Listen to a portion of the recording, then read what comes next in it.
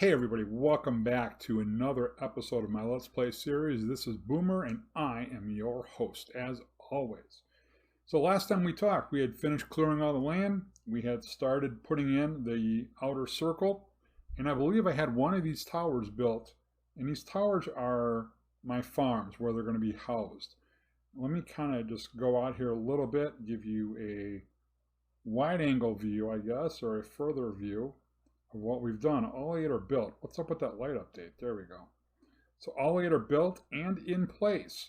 Now, I mentioned before, there's also going to be a bridge to each one of these right about this level here that will let me get to each tower. Now, I've been working a little bit on farms. Let me kind of sneak in here. Here's where I want to go. Yep. Ooh, don't crash. Okay. There's going to be a nice facade built on this and a tunnel put together through here. This is just to kind of get started. And we've started working on the basics of the first silo. This is going to be used to house pumpkin, watermelon, and probably sugarcane. I want to see how many layers I can get in here. This is going to be a little odd as I smash into the walls. But we've started to, oh, don't crash. There we go. We've started to build the first layer of probably the pumpkin farm. Now, because of this style, there was only really one way to do this, and this is using a minecart. What I'm building here, for any of you that follow Il Mango, I am going to use one of his designs. I've modified it for my personal need here, but the basic farm design for pumpkin and melon that he's got, where an observer fires into a block, which has note blocks next to it, fires the piston down, pushes the piston into the dirt, hopper minecart runs underneath and picks it up. I'm modifying it for this silo because it's not, when you build those kind of things, it's real easy to build a specific layout, a specific methodology of how you want the farm to look and run. But it doesn't always necessarily translate into what you and I and everybody else, including Il Mango, actually build on your server. So if you want to build just something that pumps out a lot, you can take that design and put it in here, block for block, and you can either leave it as it is, or you can put a facade around it while keeping it as it is, or you can build what you're looking for in terms of creativity, in terms of aesthetics, and adapt your farm to fit in there. And that's the route I've chosen to go with this one. More often than not, I usually build what I want to build, and then I build a facade around it to make it look better. So here's the challenge, was getting the redstone to work. So when a minecart comes down from this last layer, it'll do a quick switch around up here, where it turns around, comes down here, and now I need to get it to the basic sorting system where it hits this hopper. If it has at least one item, that comparator catches it, turns off the redstone dust, which turns off that signal, which turns off the powered minecart until the minecart hopper has drained out completely. Then it'll go back on its way up. But here's the challenge. I didn't want it to go back up the same way because when it's coming down, there's no need really for using powered rails, so there's no way to get the minecart to go back up. So it's going to come down one way, go up another. So we've built a little trick in here, following the methodology of using a redstone torch underneath a regular rail when you have a powered rail attached to it. What will happen is as the minecart goes over the detector rail, it's going to power this, and on the back side of this block is a redstone torch that will flip. So essentially the minecart hits this, it will have this rail now face me and curve inward. It'll run over here. The first thing that gets through will depower this rail until the hopper minecart is drained out. Then when it's done, this will have reverted back this way, and this is going to go all the way up to the top. It's going to work its way up to the above, almost all the way to the first farm that's going to be up there, and then it will follow this pattern of going back and forth and back and forth, and then it'll come down to the second layer, and the third layer, and the fourth layer, and the fifth layer, and the sixth layer, and how many ever layers there are until it gets back down there, and it's going to repeat that process over and over. Now, I also have the ability to shut this off permanently to stop the minecart from going up. All I have to do is put a kill switch on this block, really, I could, no, I don't want to put the kill switch here. I want to put it on this one. And that will, if I put the lever here, I shut it off. That at least will stop the minecart from running. Then that way I don't have to worry about any lag created from the minecart. However, the farms will still be running. So I might be looking into putting in a kill switch that will go up and shut down all the farms. Essentially what it would do would enable all the pistons for the melons and pumpkins and sugarcane to all be extended at once. That will stop anything else from either growing or coming down and smashing things. That way, if I get 3 full double chests and it's still producing like crazy, then I'm going to do one of two things. I'm either going to add bamboo in there and take out pumpkin and melon and sugarcane, or I'm just going to have to stop the farm because I don't want to have 2,000 items sitting in every one of these silos, killing the TPS of the server. So I'll be, once I get the farm built, then I'm going to go back and look at adding in kill switches based. I got to get the minecart up there first. Once the minecart's up, then we will start working on installing kill switches for all the farms. But I'll probably put a ladder up here too in case I need to manually go up and do it if I can't set up. I'd like to set up like a lever down here through a redstone tower or through a, I don't know, I could use an observer chain. I'll just have to put a T flip-flop, I believe is what I'll need on each one. So every time the signal goes up, it fires one way and stops, or it goes back the other way because it'll be less than a 2-tick redstone pulse. Should be easily doable. So what's next here? Well, I need to get the farm started. Now this platform here, I wanted to maximize the space, make it a little bit more productive, while at the same time, make sure my minecarts can go up and down. So I needed a 2-block space past each edge, which we have. Based on how this is going to be built, there should be no problem with that coming up to the next tier, or actually coming down from the next tier. I can run it along that edge, knowing that there is a 2-block safety net going that way, because this will be too high. So even as I come up, I don't have to worry about this running into that one. I simply bring it up 1 block, slowly ease it up to the next level, and then have it come in. I can even do a 180 and have it come back in here. I'll try to make it as clean as I can so that it starts at the same time and then goes back. The key is I've got to get this at the top to match up with that perfectly. So the number of layers will be built off of 2 things. Obviously, the number one most important thing is getting these 2 layers to come together at the right moment. So the other thought I'm having to make sure that that happens is once this row, ooh, I don't want to fall. Oh, Moose is on. All right. Hey, hopefully he's going to sleep because it's getting pretty dark in here. One option would be to run this back and forth on this back row because each layer won't come over to this side. It's going to stay on this edge. So I could run this up, do a quick 180, run it back, run it up, have it sitting at that far corner to match up with that block right there coming in off of the very first farm, and everything should go smoothly.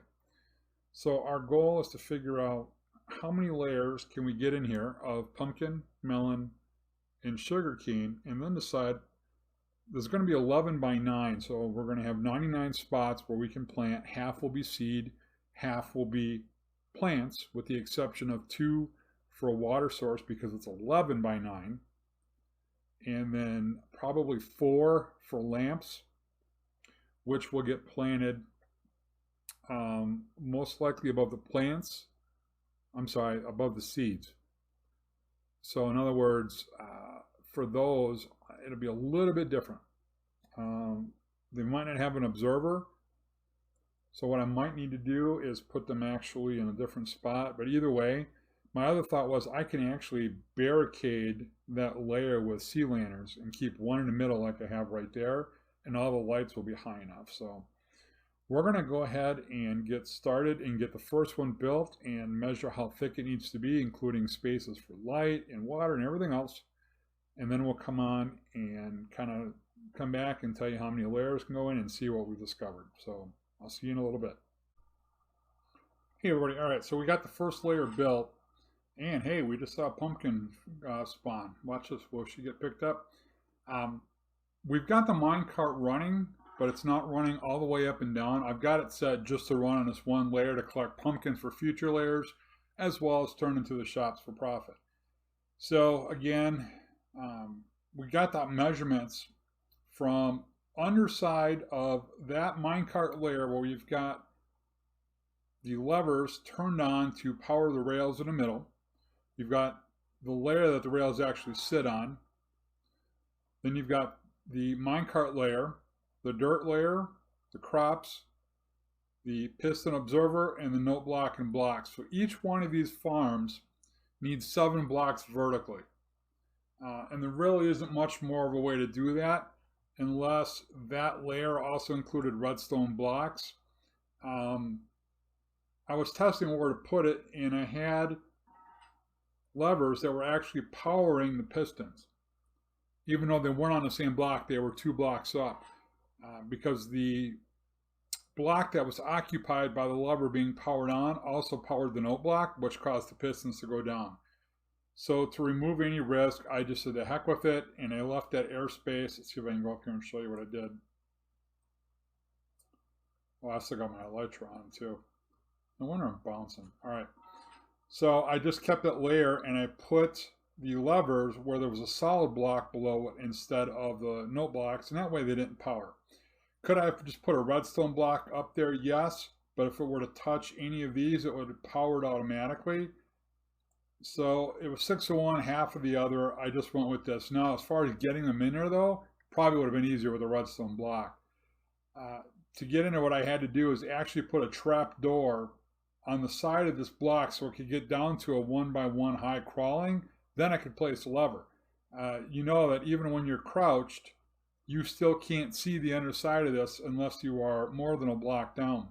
So I actually had to be in almost like that swim mode to get in here to put the levers in. So now that we know each layer is 7, I can fit 7 farms high. From a speed of harvesting standpoint, we're going to go 3 pumpkin, 2 melon, and 2 sugar cane. The reason for a 3rd pumpkin is when you harvest a pumpkin, you get 1. When you harvest a melon, you get 3 or 4. So I'm going to start working on building up the 3 pumpkin, the 2 melon. A sugarcane farm, I don't think it's going to be 7 high though. I think a sugarcane farm is 6. You've got the block to stop the water from leaking, right? Because you got one underneath. Then you've got the water against the dirt where the sugarcane is going to grow. You have the first layer for light. Then the 4th layer is pistons. The 5th layer is the observers. The 6th layer then becomes blocking the water for the next one. So I might actually be able to get 3 sugarcane layers because this does go up to Y equals 61 as far as having airspace. If we were to go 7, we can only get 7 layers. So we'll see when we get it built. I'll see how tight I can get it. I might be able to get a 3rd layer in there for sugarcane. I'm not overly concerned because they're going to be able to fit at least 3 of them back to back to back. And because it's 11 wide, I should be able to actually get 4 of them on this row, 9 long.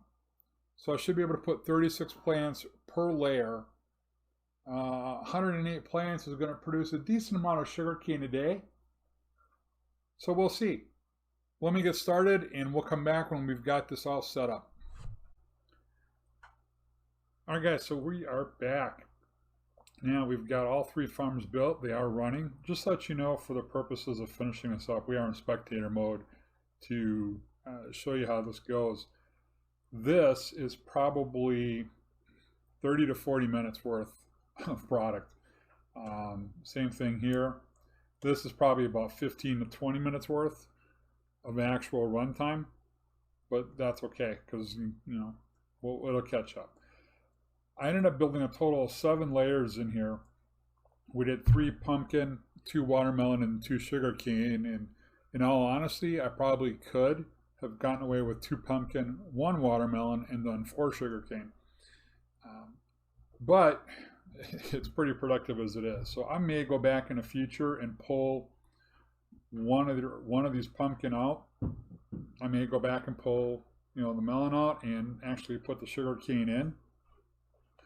There's not a whole lot of farms here. Now I could have gone with a fourth farm too, but as you know, there's only 5 spots in a hopper minecart.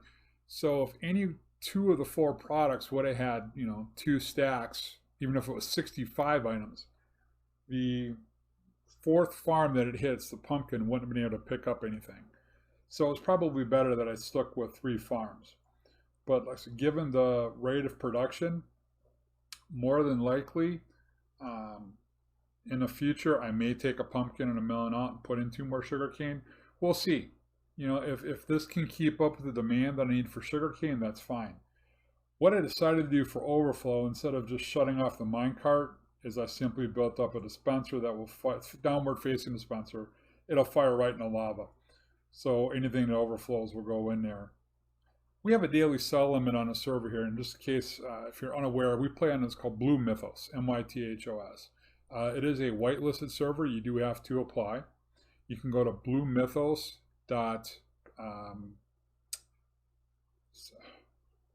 Space cadet here, bluemythos.com, I believe. Let me just confirm that is the actual website. One of those mornings, you know, I've had my coffee and I should be ready to go, but sorry, Blue Mythos, so one word, BLUEMYTHOS.engine, ENJIN.com. If you go to the forums tab on top, there'll be a general discussion under community where you can click on that and learn how to register for the site, and then you need to fill out a whitelist application. Anyways, so we do have a daily sell limit of 1,000 items that you can sell to the Spawn server shop. And the reason we put those in were so many servers I've seen go on, and I bet you I went on 40 of them, where 99% of the time, half the players simply are AFKing on farms, are on spawners. And then they sell tons and tons to the shops, or they have the auto sell features. So by forcing that, one, you don't have people actually sitting, they have to work. We have an AFK kick, so you can't just lie around and do nothing all day. If you sit on it for 10 minutes, you get kicked off the server.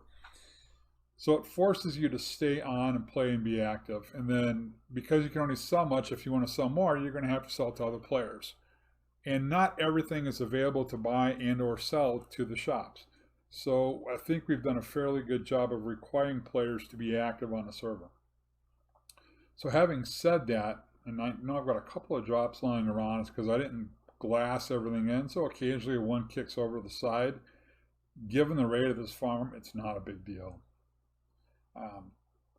So like I said, I'll probably go back at some point and remove one of those farms. As long as the sugarcane can keep up with whatever I need for paper, for maps, for books, for trading, then I'm good. And, you know, I have a lot of building left to do. This is only the first of 8 silos that are going to be stored. I need to build, you know, a potato farm, carrot farm. I need to build wheat, beetroot. Cactus is going to get moved in here. I need a kelp farm. So all those kind of things are going to be built in. I need a villager hall for trading. I need a villager breeder. I have more farms than I'm able to use with the 8 silos. So some of those will be built outside of this as well. So there's still a lot of work to do. So while I'm building these others, you know, these will continue to run. I have a lot of work to do on the base yet. I still have the dome to put in place. So I'm not too worried. There will always be times for these things to run. I have to build a mine up. You know, I had a mine, I kind of crushed half of it. I need to get a slime farm. I mean, we're going to be building all the farms that you can make. In addition, we're going to be putting a couple of games in. I've got a couple ideas. I need to get into a creative mode and do some testing. You know, if you're watching the Hermitcraft, I'd like to do some of the bow and arrow ones to see, but I've got another idea, and I need to learn more about that new redstone target block for some potential games as well. So we're going to get back into survival mode here. We're going to come out. And I missed my window. Try that again. what I do want to get finished, because I also have to decide where my shops are going to go. They're probably at this point going to go up against the black walls. Although I'm not too positive, I may instead use. See, this is where the problem becomes. This area is so big, I don't want to have things spaced out so people can't find it or it takes forever to get there. So my thought is instead is I may enclose this area and make this a shop. Make this my work. And I can put, you can stack them. Realistically, we can do 2 layers. And I'll probably put them in here. I don't know how many different shops. Right now I'm thinking it's probably going to be in a neighborhood of 40 to 50 that I can realistically maintain enough product, because we don't allow duping. So there's no TNT duping. There's no any kind of duping on farms. Bannable. We wanted to maintain the integrity of, oh, Mr. Enderman, how did you get in here? We want to maintain the integrity of the game. And while a lot of those farms are cool and neat, we're just not going to do them here. So I think, guys, for today, we're going to wrap up. Clearly, I have some Enderman issues here. And unfortunately, he and his buddies have been grabbing blocks out of key places that I don't want to have happen. Why is he sizing me up like that? I don't like that. This is a little freaky. We're going to have to go take care of him. But anyways, appreciate you guys watching. If you're new, consider subscribing. This is really freaking me out. But as always, when you're playing Minecraft, you got to go boomer or you got to go home. We'll see you later.